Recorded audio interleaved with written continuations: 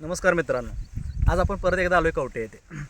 तर आपले प्रगतील शेतकरी आहेत अण्णा यादव, कवठ्याचे आहेत आणि त्यांनी एक नवीन प्रयोग केला आहे की 8 फूट अंतरामध्ये, सरीचा अंतरामध्ये किती फुटावर 1.5 फुटावर डोळा लावला आहे. हां, तो ऊस कशा पद्धतीनं आला आहे आणि त्यांचं मार्गदर्शन आपण घेऊया की काय अशा पद्धतीनं केलं तर आपल्याला चांगला फायदा होईल का, या त्यांच्या तोंडून ऐकूया. सर, आपलं नाव गाव आणि पत्ता सांगा. अण्णाजी सयाजीराव यादव, मुक्काम पोस्ट कवठे. बरं, आपलं ही 86-032ची रोपं लावली. किती फुटा लावले?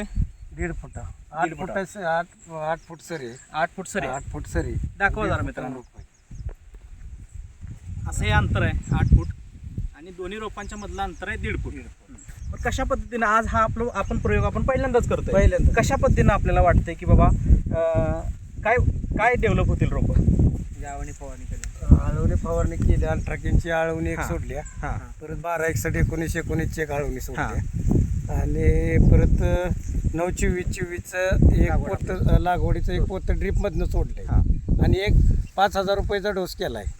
आपण अल्वेरॉन हे तंत्रज्ञान आपण गेले 3 ते 4 वर्ष वापरतोय.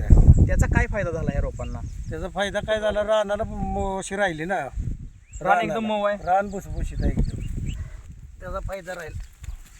एकदम चहा पावडर एकत्र राहणार. इकडे बघा, इकडची माती बघा तशी आता असू सगळे भुसभुशीत फुटवे तुडवा झालाय ना तरी किंवा काळोखी. हा, जेटा नाही तरी काढले अजून फवारणी नाही. एकच फवारणी फक्त त्यांची झाली. फवारणी नाहीच केलेली अजून. नाही केलेली, फक्त आळवणी झाली. आळवणीमध्ये तुम्हाला फुटवे वगैरे चांगली मिळाली, म्हणजे आपलं उत्पन्न चांगलं आहे. मागच्या वर्षी आपला किती ऊस गेला सर? मागच्या वर्षी 129 टन गेला. एक 43 गुंठे. 43 गुंठ्यात 129 टन. बाकी मग 2.5 पडली.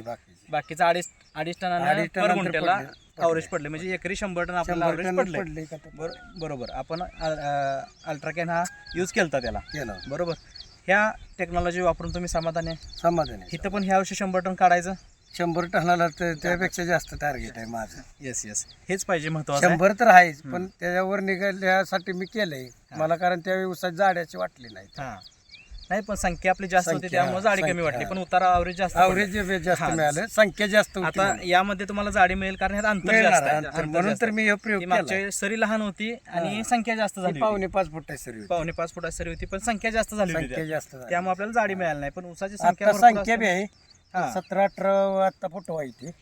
आता बरं देणार आहे 2-3 दिवसात. त्याला मोजून बघा.